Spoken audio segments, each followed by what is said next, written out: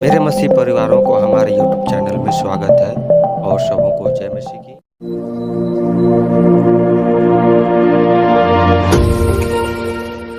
मसीह में मेरे प्रियो, आप सभी को जय मसीह की।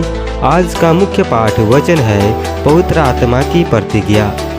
पाठ वचन जानने से पहले आज का प्रतिज्ञा वचन है, यीशु मसीह कल और आज और युगानुयुग एक सा है।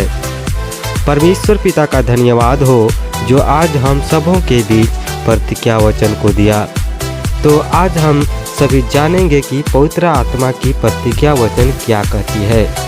यदि आप पवित्र आत्मा में चलना चाहते हैं तो पवित्र आत्मा से बात करना शुरू करें और पूरे दिन उसकी महिमा करें, उसका स्वागत करें, धन्यवाद करें, उसकी आराधना करें। आज वचन के माध्यम से जानेंगे कि पवित्र आत्मा अपने जनों से क्या वायदा किए हैं। अपने पवित्र बाइबल को खोलेंगे, यूहन्ना 14 अध्याय 15 पद से 31 पद तक। मैं विशेष प्रतिज्ञा के वचन को लेकर बता रहा हूँ, इसलिए आप सभी इस वचन को ध्यान पूर्वक सुने कि पवित्र आत्मा ने क्या वादा किए हैं। यूहन्ना 14 अध्याय 15-16 में लिखा है, इस प्रकार से लिखा हुआ है, यदि तुम मुझसे प्रेम रखते हो तो मेरी आज्ञाओं को मानोगे। मैं पिता से विनती करूंगा और वह तुम्हें एक और सहायक देगा कि वह सर्वदा तुम्हारे साथ रहे। इसका मतलब इस वचन को ध्यान पूर्वक सुने कि पवित्र आत्मा क्या कह रही है। पवित्र आत्मा कहती है, यदि हम और आप पवित्र आत्मा अर्थात प्रभु की आत्मा से प्रेम करते हैं और जो आज्ञा प्रभु हम सबों के लिए दिया है उस आज्ञाओं को सही से पालन करते हैं और उस आज्ञा के अनुसार चलते हैं, तो पवित्र आत्मा कहती है कि तुम मेरी आज्ञाओं को मानोगे। और पवित्र आत्मा कहती है कि मैं तुम लोगों के लिए जो मुझसे प्रेम और मेरी आज्ञाओं पर चलते और मानते हैं, तो उन लोगों के लिए परमेश्वर पिता से प्रार्थना करूंगा और परमेश्वर पिता आपके लिए, हम सबों के लिए एक सहायक भेजेगा जो सर्वदा हमारे साथ रहेगा। तो हम सबों को पवित्र आत्मा से प्रेम करना है तथा उसके नियमों अर्थात आज्ञाओं का पालन करना है। आगे देखेंगे 18-19 पद में लिखा है, मैं तुम्हें अनाथ नहीं छोड़ूंगा, मैं तुम्हारे पास आता हूँ और थोड़ी देर रह गई है कि फिर संसार मुझे ना देखेगा, परंतु तुम मुझे देखोगे, इसलिए कि मैं जीवित हूँ, तुम भी जीवित रहोगे। इस वचन में पवित्र आत्मा अर्थात प्रभु की आत्मा कहती है, जब मैं चला जाऊंगा तो किसी को अकेला इस संसार में नहीं छोड़ूंगा, परंतु मैं फिर लौटकर तुम्हारे बीच आऊँगा और कुछ देर बाद संसार मुझे नहीं देख पाएगा, परंतु तुम सब मुझे अर्थात प्रभु की आत्मा को देखोगे कि मैं जीवित हूँ और तुम भी जीवित रहोगे।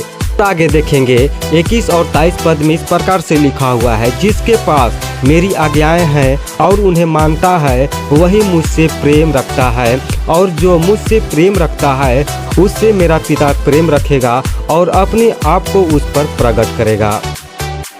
यीशु ने उसको उत्तर दिया, यदि कोई मुझसे प्रेम रखेगा तो वह मेरे वचन को मानेगा और मेरा पिता उससे प्रेम रखेगा और हम उसके पास आएंगे और उसके साथ वास करेंगे। 21-23 में प्रभु का आत्मा कहता है कि यदि हम सब सचमुच प्रभु की आज्ञाओं तथा शिक्षाओं का पालन करते हैं और आज्ञाओं में जिस बात को मानने या पालन करने के लिए हम सबों को कहा गया है और उस आज्ञा की बात को सही से पालन करते हैं, तो प्रभु का आत्मा कहता है कि ऐसे लोग मुझसे अर्थात प्रभु से प्रेम रखते हैं।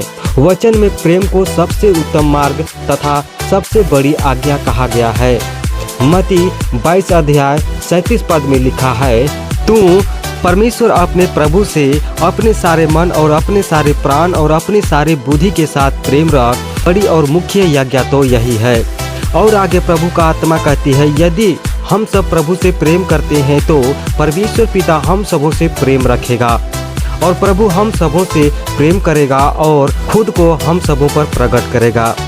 और यदि हम सब प्रभु के वचन को मानते एवं सुनते हैं तो हम सब प्रभु के आत्मा से प्रेम करते तथा रखते हैं तथा पिता परमेश्वर हम सबों से प्रेम करेगा और प्रभु हम सबों के पास आएंगे और हम सबों के साथ वास करेंगे। तो इस वीडियो से आप समझ गए होंगे कि जब हम उसकी आज्ञाओं तथा शिक्षाओं को नहीं मानते हैं तो प्रभु हम सबों से प्रेम नहीं करता। इसलिए हम सबों को उद्धारकर्ता प्रभु से प्रेम करना है और उसके वचन को मन और हृदय से ग्रहण करना है। हे मेरे उद्धारकर्ता प्रभु, इस वीडियो को सुनने वालों को आशीष दे।